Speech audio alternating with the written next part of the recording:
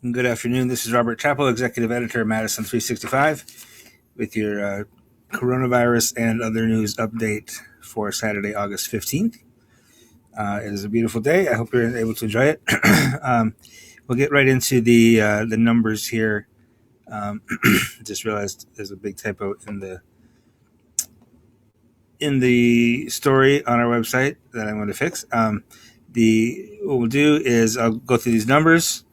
And then we will, and one or two other news items, and then we will, I'll take questions at the end. So don't feel like you have to wait till the end to drop in your questions. Go ahead and put your questions in the comments as we go along. And excuse me, I'll go through them at the end, just to make it a little bit easier to keep up with the information that's rather than have it be interrupted by me answering questions, sort of interrupting myself to answer questions. So today the positive test rate did go down a little bit to 7.6%. It was 9.8 yesterday, right? Which was the highest it had been for over a week. So it went down a little bit. Still not. 7.6 is still too high. You really want it to be below 3, and you want it to stay below 3. You want like your 7-day average to be below 3. And our 7-day average right now is just over 7.06. So we're still above. We're still ahead of the 7-day average. So that's not great. And we did have 11,000 tests, which is a better number. We have 829 positives, which puts us over 65,000. We are now at 65,056. Of those, just over 8,800 are considered active, which is good because that's 200 fewer than yesterday. So that's that number is good. All these numbers are not bad because they're lower than yesterday. Anytime you're lower than the day before on a lot of the stuff, that's good. The news I'm bringing in today on these numbers regarding the spread are not bad. There's two other numbers that I'm going to tell you that are kind of bad news. But so far, these numbers are not terrible. One of the bad news numbers I'm going to tell you is the number of fatalities, which is 13, which includes 3 in Milwaukee County, 3 in Racine County, 2 in Waukesha County, and then 1 each in Dane, Marathon, Pierce, Taylor, and Walworth counties. Again, we have been seeing these fatalities hitting those more rural places. Most of the deaths early on in March and April were in Milwaukee County. And now that's, there's still more in Milwaukee County than in other places, sure. But we're seeing these, Marathon, Pierce, Taylor counties are mostly rural. I mean, Marathon County has Wausau in it, which is a bigger city, but Pierce and Taylor County is very rural and are having multiple fatalities. Our death toll now is 1,038. And we are probably, if we assume that all the very high spread numbers through the month of July will translate into, roughly 1% of those that we confirmed during the course of July will end up passing away. We should see between, 7 and 13 or 14 deaths every day for the rest of the month, and probably into September, because death is about a 4-week lag between a spike in infections and then a spike in fatalities. So, we will certainly pass 1,100 deaths in, probably in the next 10 days or so. After that, it'll be hard to say. It kind of depends on how things keep going. We do have still 18 people who have tested positive for coronavirus who died of other causes. That's a pretty small number. And those are separated out of that 1,038. So 1,056 people have tested positive for coronavirus and then died, but 18 of those died of other causes. Does that make sense? Again, the 7-day average of new cases in the past week is 732, which is lower than this 14-day average of 779, which means we're slightly better in terms of daily new cases than we were a couple of weeks ago. And as I mentioned, the positive test rate is over the past 7 days is now 7.06%. And that includes several days that were going down, that were like in the 4% range. So still not great.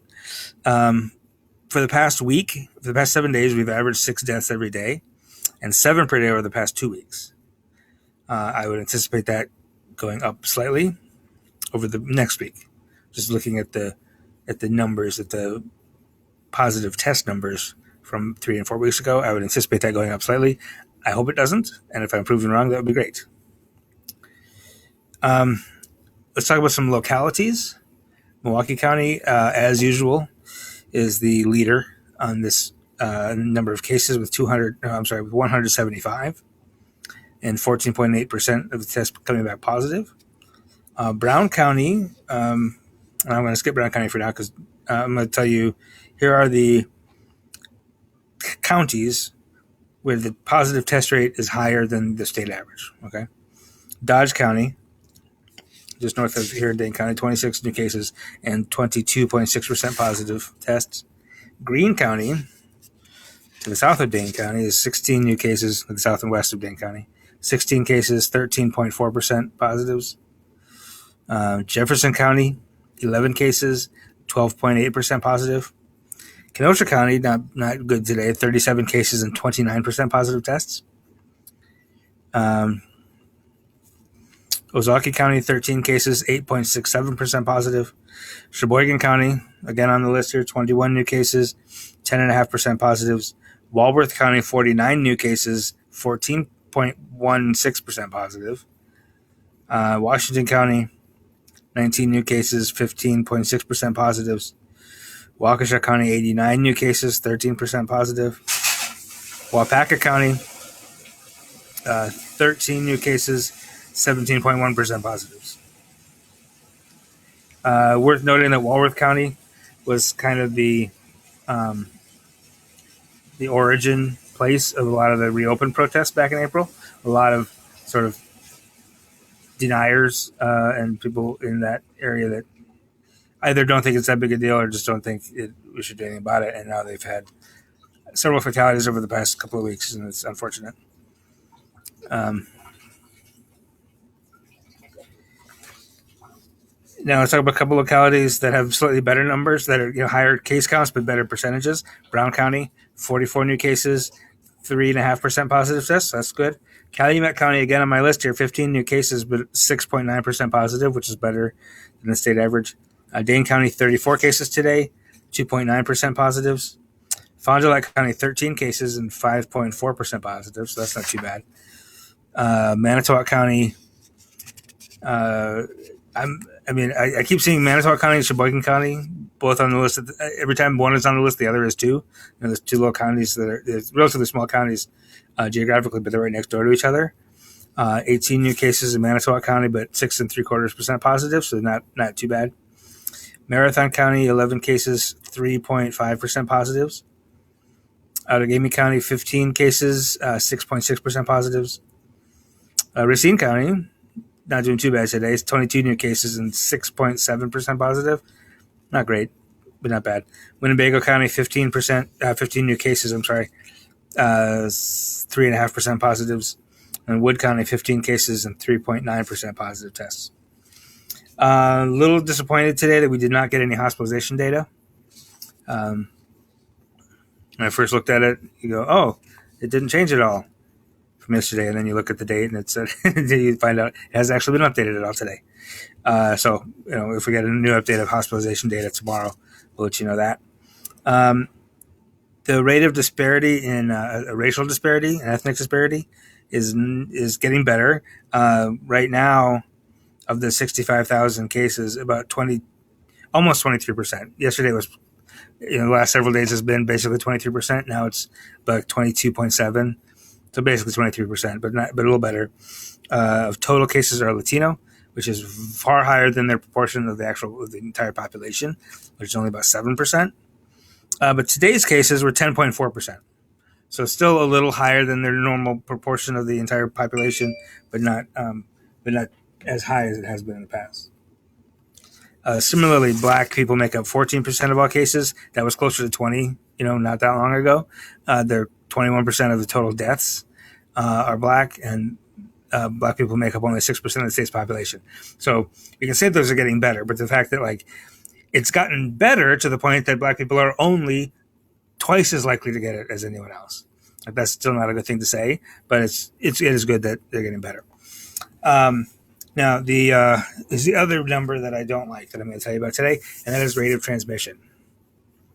As you're probably aware, rate of transmission is the number of people on average who get infected by each infected person. So if that number is 2, if I get sick, I'm probably going to pass it on to 2 other people, statistically speaking, on average. Which means then those 2 people will pass it on to 2 more people.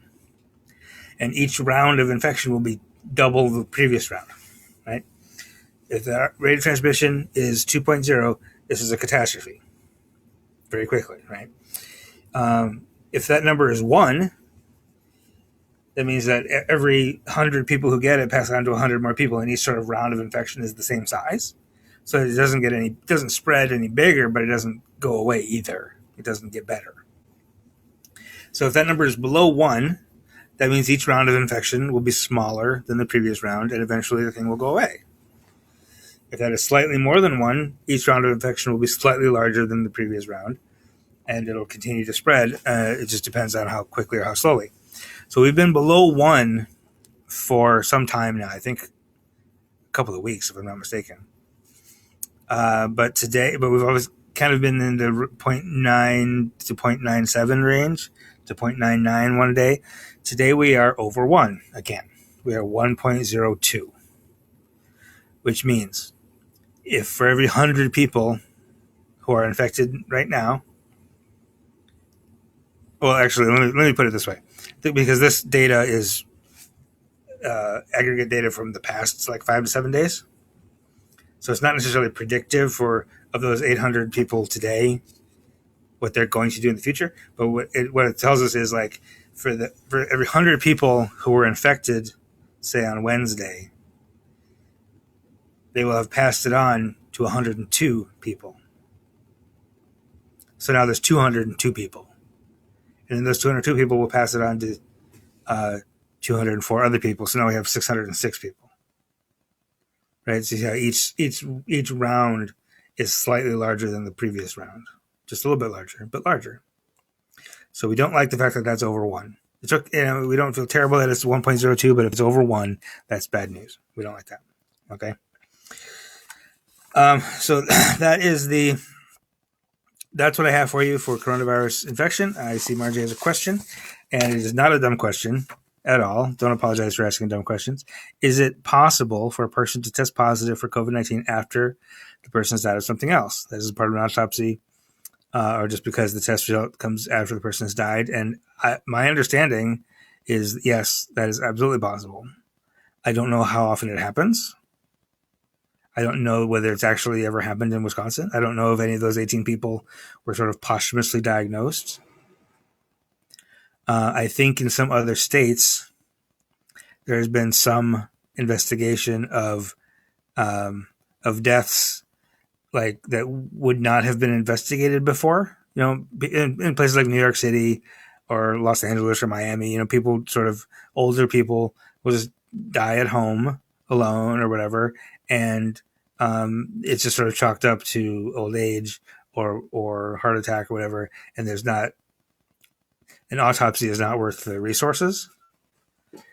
And I think earlier in the pandemic there was some sense that people wanted to see if any of those type of deaths were COVID related. So they did do a couple of autopsies on some of those folks that they wouldn't have done on autopsies before. I honestly don't remember what the results of those were, but I know that excess death is an issue. There's a lot of talk about excess death, which is only slightly related to this question.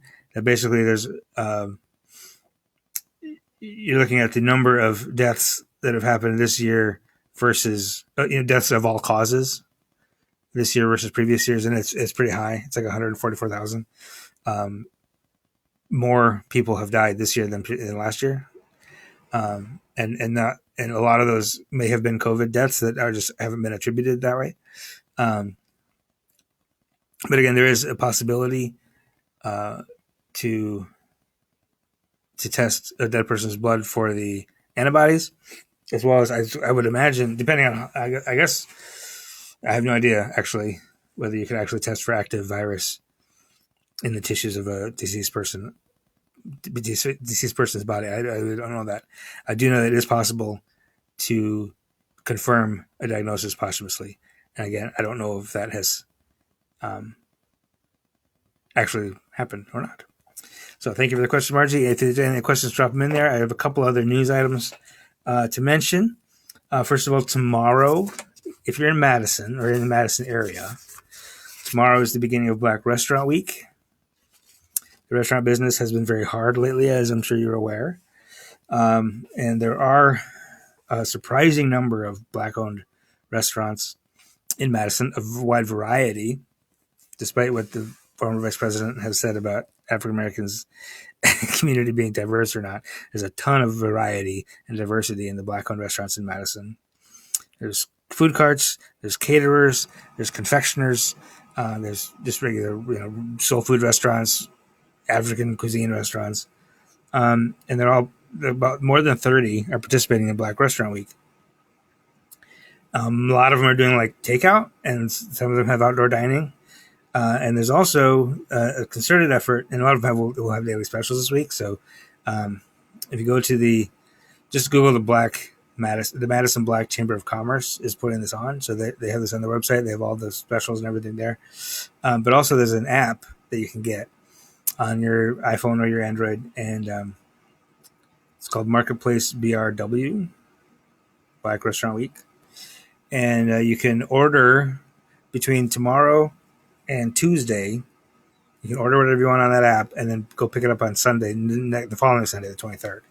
So that'll be like the culmination of Restaurant Week. So you can place your order and have a big Sunday dinner, Sunday night next weekend, and it'll be a lot of fun.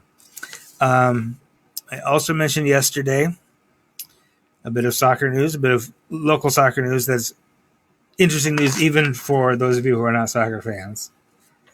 You're probably aware that the Hmong people, Hmong communities, have been part of our community here in the United States for almost 50 years now.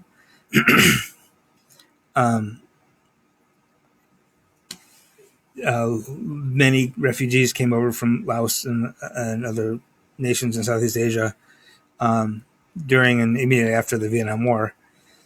And a lot of folks ended up here in Wisconsin and in Twin Cities.